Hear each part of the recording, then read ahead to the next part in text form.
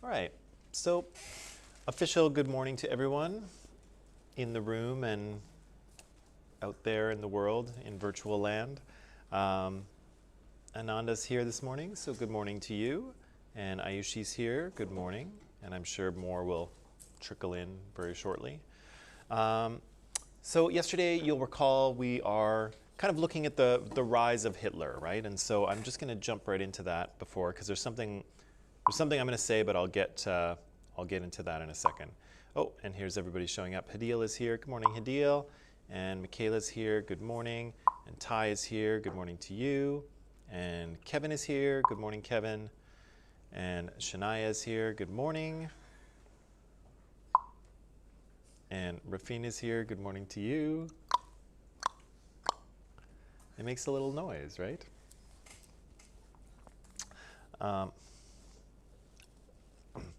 The software that lets me do this is really cool. It cost money, but it's pretty fun, I think, anyway. Okay, so yesterday we were talking about the rise of Hitler. We said, of course, he's born in Austria, so even though he will later go on to sort of try to create a German nation just for German people, he's actually he's German adjacent, if you will. He's from Austria, right? We read this section on Hitler's rise to power, and the authors, there was 3 authors in there. There was Bullock, Alan Bullock, and AJP or PJ or whatever, Taylor, and then there was Ritter, right? And they all made different arguments. Do you remember what one of the arguments was? You don't have to remember the names, but what was one of the arguments? So one of them was that some guy like this, like Hitler, would eventually end up taking power. Right. Because of Germany's history and that they were paying after it. Yeah, and so it's tempting to look back at Hitler through, the eyes of the present, and this is called Presentism, by the way. It's very tempting to look at Hitler with our present eyes and say, oh gosh, what a horrible person. How could this person have come to power? And to some degree that's true. He was a horrible person. But in some ways he was very much aligned with the German state, or at least that's what, or with the German people, or at least that's what Taylor is trying to argue, right? They're saying that the Germans were kind of militaristic. The Germans were not really used to democracy. They were used to having a single leader in charge. Their democracy wasn't really working for them, so they weren't really a fan of it. They were looking for a strong, powerful leader, and so a strong, powerful leader occurred. And the other thing maybe I'll toss into the mix here as well that Taylor doesn't mention is that, of course, Hitler will go on to do some awful things to the Jewish population of Germany and Europe, but his anti-Semitism, his prejudice against Jewish people, that wasn't that strange at the time either. Of course, he took it to horrific extremes, but lots of people in Germany and lots of people in Europe and in North America held anti-Semitic views. They had prejudice against Jewish people. So even that wasn't that special, right? He was very typical in a number of ways, but of course he would go on to take these things to the extreme. And so when we view Hitler with the eyes of the present and we kind of know how things turn out, he seems like a very good morning. He seems like a very we ask the question, how could this guy have come to power? But again, in many ways, he was exactly who the German people were looking for, right? And so Taylor is saying just that. Of course, he was elevated to power because he was what the Germans wanted, right? That was what was in line with their expectations and their interests. What was another argument that was being made here about why the Nazis came to power?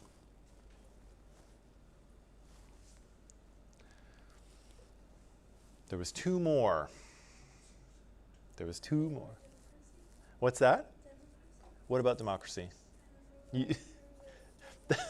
One word is not an argument, my dear. Democracy made him Hitler. Say again? Democracy made him the Hitler. Right. So there was an argument that that Hitler was kind of brought up by the grassroots, they say, right, from the bottom to the top.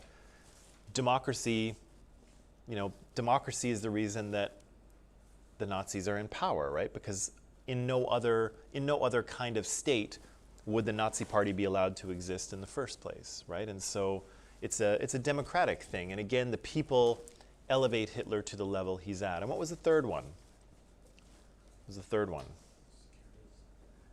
Yeah, it's all him, right?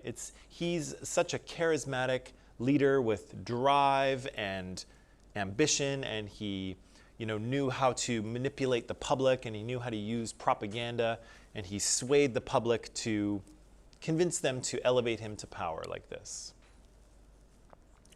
And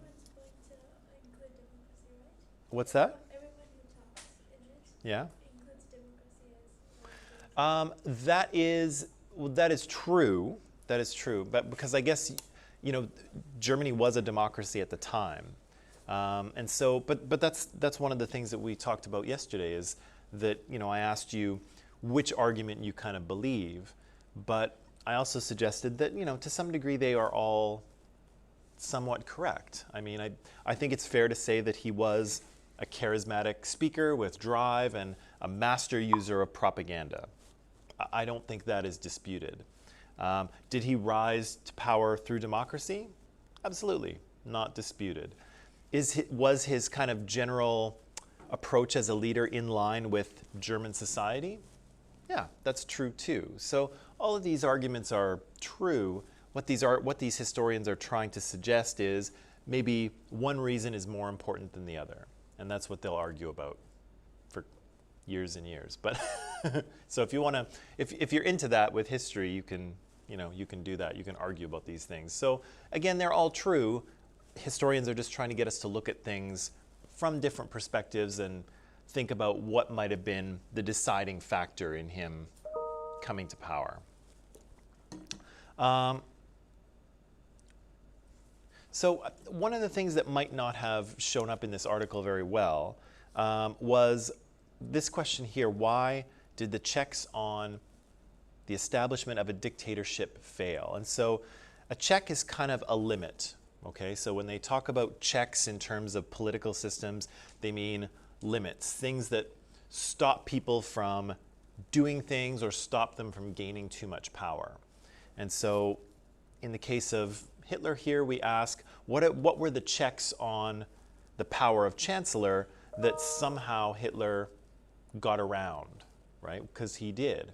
And again, we're seeing that in the United States too, is what are the checks on presidential power, right? What are the things that keep Trump from doing just whatever he wants, right? Because again, if he can do whatever he wants, he's basically a king or a dictator, right? And so it's very important that the president cannot do just whatever he wants, that he has certain powers and that he doesn't have other ones, right? And so those are usually enshrined in the Constitution. The Constitution tells the president what he can and can't do. And I think Trump was talking about this maybe a year ago or so. He was talking about Article 2 or Article 4, I think, of the Constitution. And he was saying it gives me powers like you wouldn't believe, and it gives me all the power, or whatever he was saying. And again, it doesn't give him all the power, but that article does outline the powers of the president, what the president is allowed to do and what he's not allowed to do. But here in Germany, we see that democracy is kind of failing, right? And so again, democracy is kind of imposed on Germany at the end of World War I. They don't really like it. They're not really doing it very well. And it's not working, right? So we have too many parties kind of clustered around the center of the political spectrum. They're not working very well. Votes aren't passing. We have lots of coups, attempted coups happening. We have a Great Depression happening. And so what this results in is that the chancellors start ruling by emergency decree, right? The country is in chaos. The country is in crisis. The legislature can't seem to solve anything or pass anything, and so the chancellor is forced to step in and make decisions for everybody. And that kind of becomes a pattern, right? There's a pattern of the chancellor stepping in and just making the choice, regardless of what the legislature or the Reichstag say. And then I think we established this as well, or I think we've talked about it, the idea that Nazis couldn't have survived in any other system than a democracy, because other parties don't, or other systems don't allow political parties, or at least additional political parties to the one in control. And so fascists might be anti-democratic, but they come out of democracy, right? And again, that's connected to that article we read about Trump, where the author tried to claim that, Trump can't be a fascist because he was democratically elected. But that is a false premise, because most fascists are democratically elected, and Hitler is that. Okay, so again, the Weimar government is failing. Germany is in an awful state, and we have this Adolf Hitler character who comes along after his failed art career and his little tour of duty in World War I, and becomes the leader of the German Workers' Party. Okay. Again, I'm going to skip over this for now, but I am going to come back to it. And we'll hear about that as well, so I'm going to come back to that and that. So yesterday I showed you part of a video that was entitled How Hitler Came to Power. And we watched about 15 minutes of it, and I think that, tell me if you disagree, but that video didn't tell us anything about Hitler, how Hitler came to power, did it? No. Was that kind of annoying? It was for me, but was it for you, or were you just kind of putting your feet up and watching it? Feet up and watching it? Okay. I thought this was a bit of a teachable moment, because this is why, when we talked about the micropapers and I talked about having an argument and using the argument to draft your outline, it is important that the things that you produce, whether they're written or whether they're video, actually say something, that they have a conclusion, that they have an argument, and that you actually give the audience things that support that conclusion, right? Because the video we started watching yesterday, the conclusion of that video was something about how Hitler came to power, right? There was an answer to the question, because the video is the title is a question, right? How did Hitler come to power? And the video, in theory, should have been the answer to that. But was it? Not so much, right? There was a bunch of information in there, and we were kind of, or at least I was kind of asking, okay, but what does the election of FDR have to do with Hitler's rise to power? And the answer is not that much, right? So why are we looking at it? And so again, I made a bad choice on a video because I had an earlier video and I wanted to see if this one was better. Turns out it's not. So I'm reverting to the old one. But again, this is why it's important to give your audience what you promise them, right? So if you create an argument and you say, here's how Hitler came to power, he came to power because of this, this, and this, your video or your writing should communicate that, right? And you shouldn't have extra stuff in there that doesn't help your case. And so here we see that somebody has thrown in, the election of Franklin Delano Roosevelt in the United States, which is an important historical moment. He's an important president. But does it help us establish how Hitler came to power? No, it doesn't. So the question is, why is it in the video in the first place, right? So I wanted to say, sorry for making you watch 15 minutes of video that we didn't need to watch, but I'm sure you're probably okay with that. But again, it's a good example of the fact that we have to make sure that when we're producing writing or when we're producing videos or whatever we happen to be doing, that you have a strong kind of central argument, right? That you know what you're trying to say and the information that is important to support that idea, and the information that is not important, right? Because when you include information that's not important, like the FDR election and other things, the audience starts to go, what is this? Like, why are we watching this? What does this have to do? I'm confused. what's going on, right? And when you're writing something, you don't want the person reading it to be confused, right? You want them to understand what you're saying, and usually you want them to agree with you, right? But if they get lost, and if they're not sure why they're reading what they're reading, they're going to either disagree with you or they're going to lose interest and stop reading what you've written. And of course, that doesn't count for teachers because we're kind of paid to read what you write, so we are duty bound to finish reading your paper all the way through.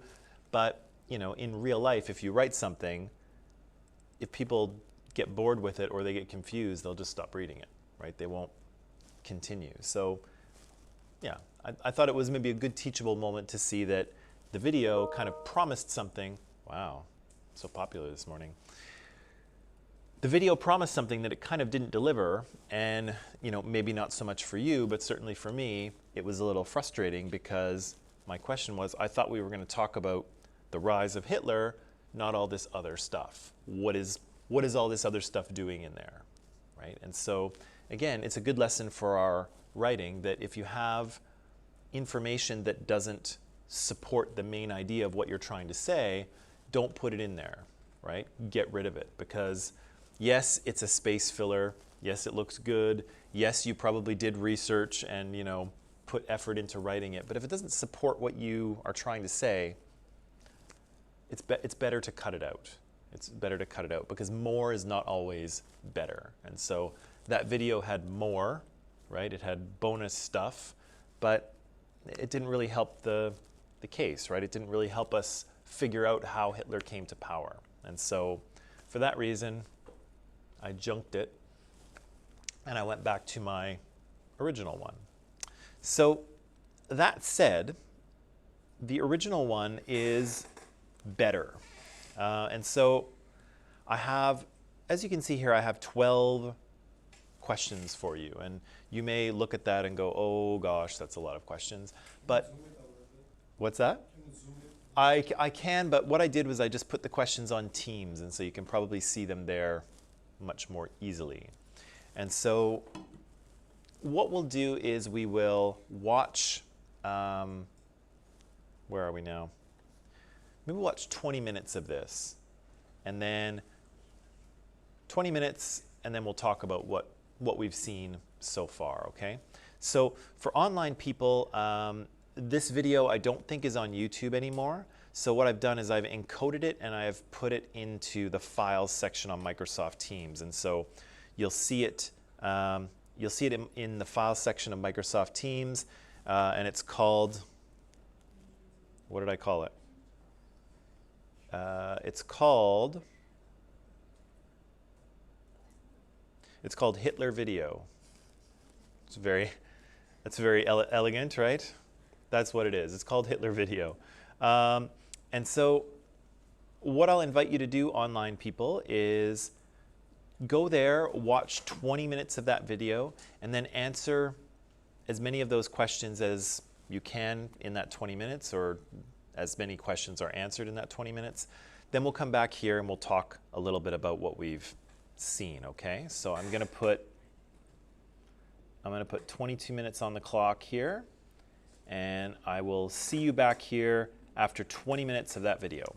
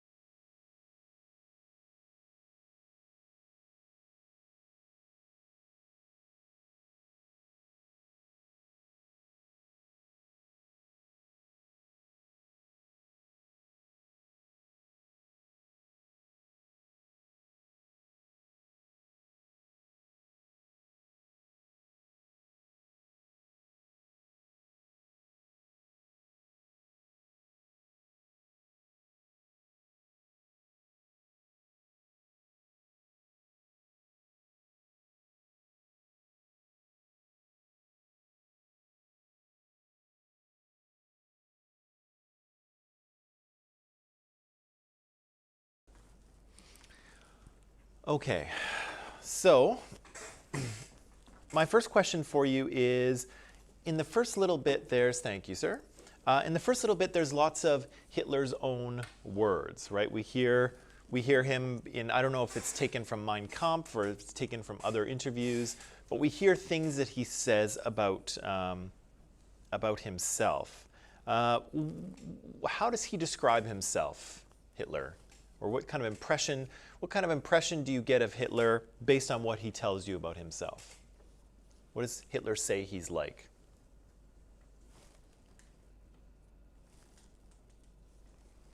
He's like, He talks about himself in school. What did he say? He said, Say again, Amanda? I think he said something about being at the top of his class. Yeah, he says his grades were good, right, Aliana? he failed in just 2 subjects, just history and I think it was geography. Yeah. The other ones he just he got kicked out. Yeah, so the 60 got kicked out of school. yeah, so he got kicked out, but that's not what he says, but we'll come to that. So, yeah, he says he excelled in history and geography and he was at the top of the class. But what about those subjects that he wasn't interested in? What did he say? He sabotaged them, right? So it's like he got top marks and the courses he wasn't interested in, he just blew them off. He was like, whatever, I don't care, right? And so he makes trouble. He makes trouble for the teacher in the subjects he's not interested in, and the ones he is interested in, he gets top marks, apparently. What else do we hear about him, from him? In school. He said he was a little ringleader. What does he mean by that? What does he mean he was a little ringleader? He used to lead the groups. Yeah, he's kind of portraying himself as kind of the leader of, a group of, bad boys, the troublemakers, those guys, and he's kind of the leader of this little group of bad boys that run around. Yeah, so he tells us this about him, but we also hear from the narrator that Ayushi points out here that he had a selective memory. And so what does the narrator say after, what was he really like in school, according to the records? He got kicked out. Why? Because he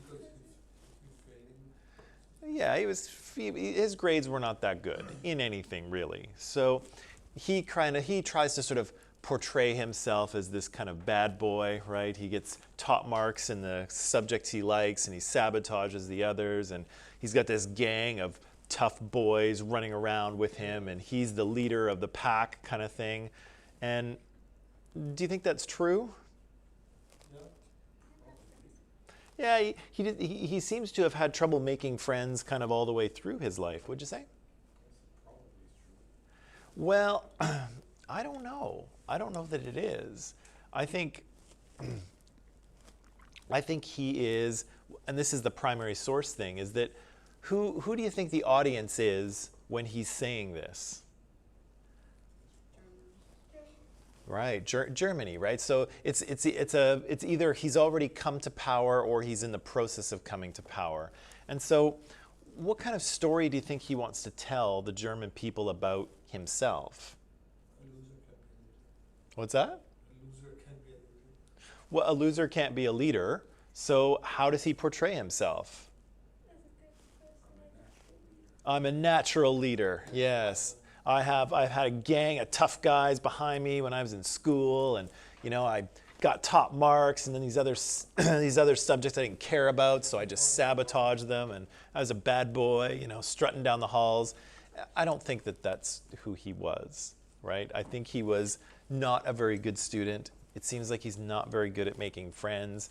He was probably pretty lonely. He probably got in trouble a lot, but probably not in a cool way. So, here we have a primary source that is, yes, it's from Hitler himself, but is it true, right? And so, and again, think of the audience, right? The audience is Germany. He wants to present himself in a certain way, right? And again, I don't want to compare Hitler to Trump all the time, and I don't want to talk about Trump all the time, but Trump has portrayed himself as what? As a successful businessman, right? A rich, successful businessman. But is he that? Well, the people who have seen his tax returns suggest otherwise. I think, what did they say? I think during from like 1985 to 1995, he lost more money in his business ventures. He lost more money than every other American combined.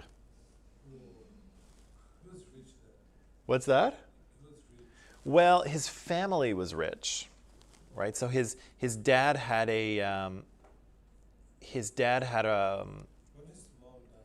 died. his dad was in real estate, and the Trump family is rich because of his father's business. But his tax returns seem to indicate that his businesses haven't really done very well at all. And so the question is that if he's losing so much money, where's the money coming from? We'll leave that for now. That's a whole other can of worms. So we've talked about this already, but after World War I, how does Hitler become involved in the German Workers' Party? He was placed there. Yeah, and what was he supposed to do? Yeah, he was supposed to spy. But what does he actually wind up doing? What's that? He, well, he joins it. Does he like it? Not necessarily, but what does he see? He sees some potential for an individual to do it. They were 250 or something, remember? Yeah, they were small, right? They were this small group, probably rudderless and clueless, and didn't really know what they were doing. Yeah, and Saw the potential. Hitler sees potential. He's like, this is a small enough group, I can take control of it and I can steer it where I want it to go, right? Which is exactly what he does, right? And he rebrands it as the National Socialist Party. He gives it a logo and kind of a dress code and the whole thing. And yeah, takes control of this party, even though he was supposed to, you had one job, Hitler. You were supposed to spy on it, and instead he joins the party and becomes its leader, right? What kind of techniques does he talk about in terms of his political, what kind of political techniques does he use prior to really gaining any power? He was a fanatic. He was violent, so he didn't really mind being called barbarian. Yeah, he doesn't really mind being called barbarian. He's very fanatical in his politics, so his views are not centrist, right? They're reasonably extreme. What else? How does he use violence? He used violence. How does he use violence? He bullies other parties, send people into their meetings to other parties. Yeah, he has this group of thugs behind him that he talked about in school that he probably didn't, but now he has this group of thugs behind him called the SA, right, or the brown shirts, and he sends them out to, bust the heads of communists that they find, or attend their meeting in disguise and then, start a fight or start a riot. And again, if anyone does the same thing at one of his political speeches, the brown shirts drag them out into the street and beat the crap out of them, right? So yeah, very comfortable with violence, right? What else? What else do we hear about him doing?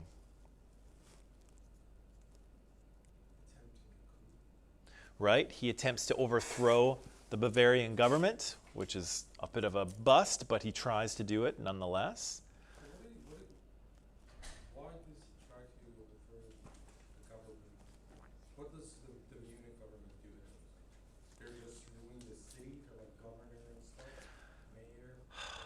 That I'm not sure about. I'm not sure what his end game was there. Maybe he thought he could put himself into power and then use that to sort of work his way up. I'm not really sure. Was it like Germany was federal back then? Was what? Germany was a federal state. I think now they are. It may have been so, at the time. That's a good question. I'm not really sure what his end game was. The impression I've got from the Munich putsch is that it wasn't very well thought out. It wasn't very well planned, and so, it turned out to be a failure. And so I'm not sure what his end game was in that case.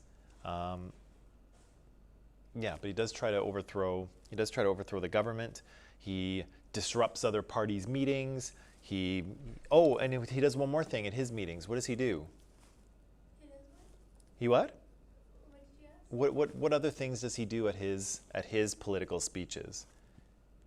He has a little plan, a little trick he uses.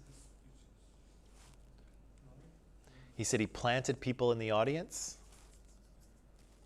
And what did they do? Did you catch it? Yeah, so he would plant people in the audience with lines, right? So one of his supporters, he would say, hey, just dress in normal clothes, go sit in the audience, and when I get to this part of my speech, stand up and yell this, right? And so he said it would almost be as if, the public was realizing something that he was saying. So Hitler would be speaking about something in his, normal way, and then one of his followers who just looked like a regular person would suddenly stand up and say, he's right. Everything he's saying is true, right? And it wouldn't look like his supporter. It would just look like a random German citizen, right? So he would plant people in the audience to say things at the right time in order to make it look like his arguments were actually landing, right? That they were getting through. And so that helped sway the public as well. So he's a crafty guy, he's an intelligent guy, or at least intelligent in kind of manipulating people. And as he mentions, he has no scruples, right? He has no kind of conscience about what he should or shouldn't do, right? Whatever works, he will do. He doesn't mind using violence. He doesn't mind lying to people, right? He's telling the capitalists that he's anti-communists, and he's telling the workers that he's anti-capitalist, and then he's telling everybody just what they want to hear, just so he'll get support, right? What does he say that a nation should be? This Hitler guy. He talks about something about the nation. What is the nation? The pure German race thing, although I don't know that he's fully articulated that yet, but he is talking about ethnic Germans, right? He's talking about German people as the nation. Not all the people in Germany, but the German people, right? And so what does the nation have to be?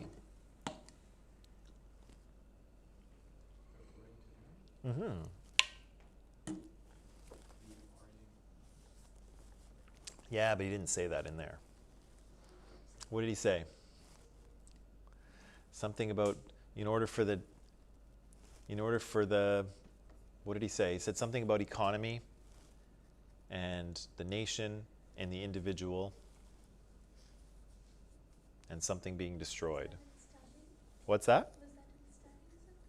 Was that in? Yeah. No, well, it was pretty close to when we stopped. It was probably about 15 minutes or so.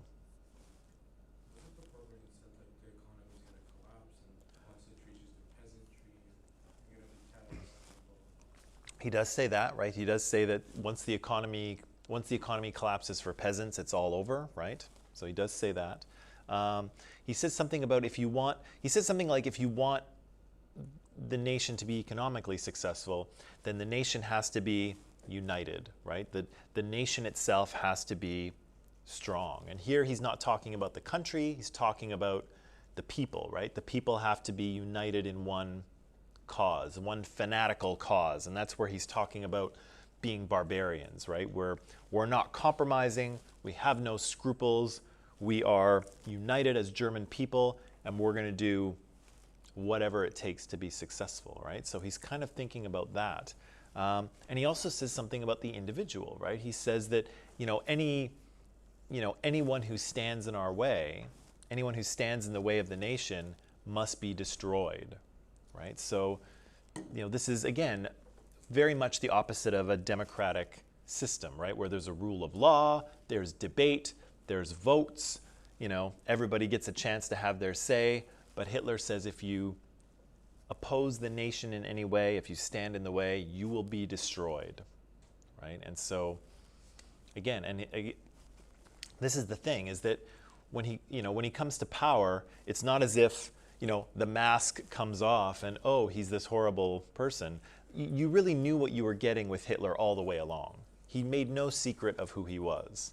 And so even from very early days, he's talking about some of the things that he eventually does, right? Let's see. Oh, okay. All right. Let's take a little break, and then when we come back, we'll talk about a few more questions, then we'll watch a little bit more, okay?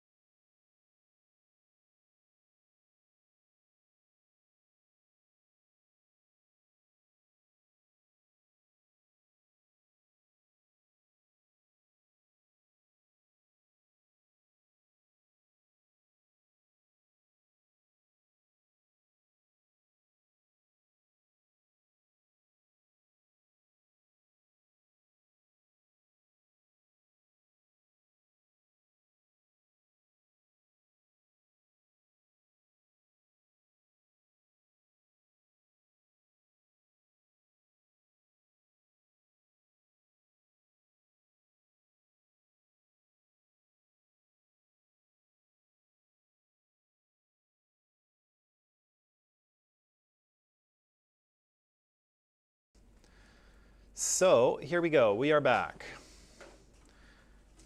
We are back. All right, so we've seen some of the things that Hitler has said.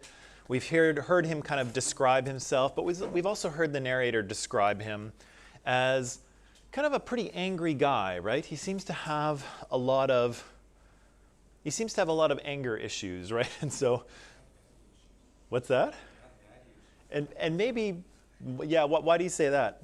Why do you say daddy issues? Well, his dad was they said at the beginning, he wasn't a really nice guy when your dad. Yeah, he was his father was apparently stern and authoritarian and had a mustache, like, I don't know what was going on with that mustache. It was huge.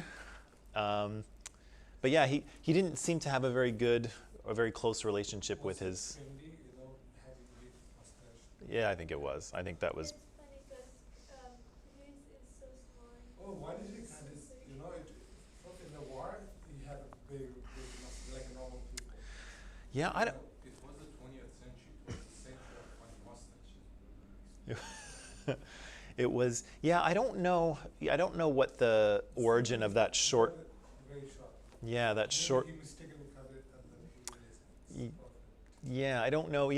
If you've seen kind of Charlie Chaplin movies, which are kind of comedy movies from the 20s, Charlie has a really short mustache too, and so I don't know what the origin of that sort of mustache style is, and I don't know where it comes from. I don't know if it was cool or ridiculous or what it was, but not many people seem to have had that, and certainly nobody has it anymore for obvious reasons.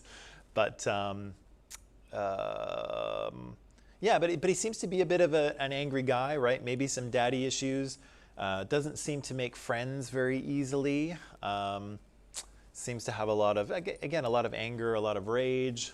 Kind of has identified a number of people that are responsible, whether it's the communists or the Jewish people or the government or whoever, right? So he's got a lot of anger, and he's identified a number of targets for his anger as well. Okay, so the Munich putsch, we said the beer hall putsch was a failure, right? His people try to take over the Bavarian parliament.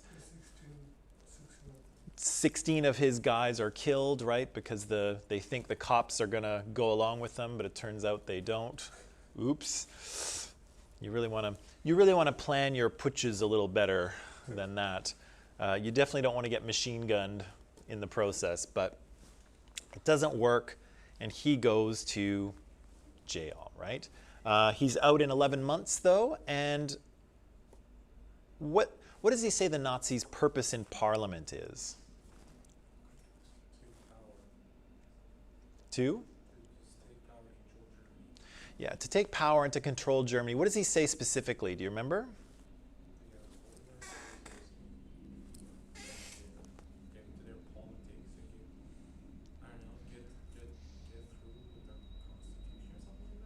Yeah, he says something about the Constitution. What does he say about the Nazi Party? Is it a democratic party? Or a parliamentary party, is what he says? Is it? What's the difference between Well, a parliamentary party is a party that participates in parliament, right? That gets elected and debates and votes, more or less, yeah. to be democratic, you need to be parliament. Yeah, well, yeah. So, but he says the Nazis are not a parliamentary party, right? That's actually that's contrary to who they are. And so he says what? They're going to hold their nose and go into parliament and gain power through democracy. And he says then, at least when we finally win and we gain power, the results will be guaranteed by their own constitution, right? So again, we see that just because you're a fascist, it doesn't mean you don't participate in democracy. Sometimes you do in order to gain the power you need. And then when you get it, then you take democracy away, right? Or at least that's what he's going to do. And last one before we go back to the film here, why did why did Hindenburg appoint Adolf Hitler Chancellor? So his violence would get less. So his Yeah, he'll get less violent. right. So one of the reasons is so his Nazi party thugs were were violent and causing a lot of problems, and so Hindenburg thought that they could tone down on the political violence if they brought Hitler into the fold. There was another reason they don't mention as well, but do you know what it was? Do you know what it was? Like the Nazis were majority. Not necessarily a majority, but the Nazis had a huge amount of public support, and so it. 1 year. What's that? Within 1 year, they got. Well, it's a bit of a 10-year climb. It's a 10-year climb for the Nazis. It's 1 year. Yeah, things happen quickly toward the end, but it's a kind of a 10-year process of him, gaining public support, trying to overthrow the government, failing, getting his guys elected into the Reichstag, into parliament, the Nazi party starting to, get more and more seats. So it's a gradual climb. It's not really an overnight success for Hitler, even though a lot happens in 1 year. How long it took him to be the leader of that, Of that part. Nazi thing?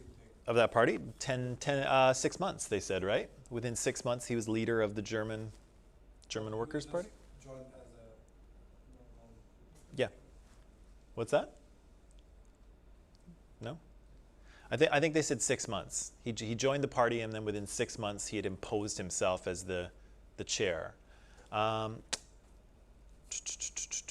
Right. So the other thing is that not only was Hindenburg hoping that violence would decrease, but also Hitler had a lot of support behind him. Right. He's got a lot of votes in the Reichstag, and he's got a lot of people, regular citizens, who support the Nazi Party. Right. So he's hoping that his own government, who is not incredibly well liked, will be more liked if he brings Hitler in, right? Because if Hitler's part of the government, then hopefully all those people will support the government, right? And all Hindenburg has to do is try to keep a tight leash on Hitler, and then everything will be okay. But, well, he dies, but he's not able to keep a tight leash on him anyway, right? Because Hitler ignores Hindenburg and kind of does whatever he wants. And then, as they mention, Hindenburg will die because he's 87 years old, and it's 1930. So he dies, and then Hitler is left to his own devices, right? And what does he do right after Hindenburg dies? He takes Hitler. Yeah, well, he says that he merges two things, right? What does he merge? The office of the president and the chancellor. Right. So there's two offices in the German democratic system, a chancellor and a president, and he takes them and merges them together, right? So you have sort of, in the past, you have one as the check on the other, right? So the chancellor's power is checked by the president, but when you unite those two offices, you remove some of the checks, right? And he gains more power, and he calls himself leader, right? He calls himself Führer. Okay. Ready to watch a little more? Oh, okay. Let's watch 15 more minutes, and then we will answer the questions, and then we'll start that first thing tomorrow. Okay. So for online people, watch 15 more minutes, answer the questions you can, and we'll come back and answer them tomorrow. And of course, we'll do the same thing here. Okay. So the video is in Microsoft Teams, as are the questions. Watch 15 more minutes, and then we'll pick it up first thing tomorrow morning. Yes. Okay. We'll see you tomorrow.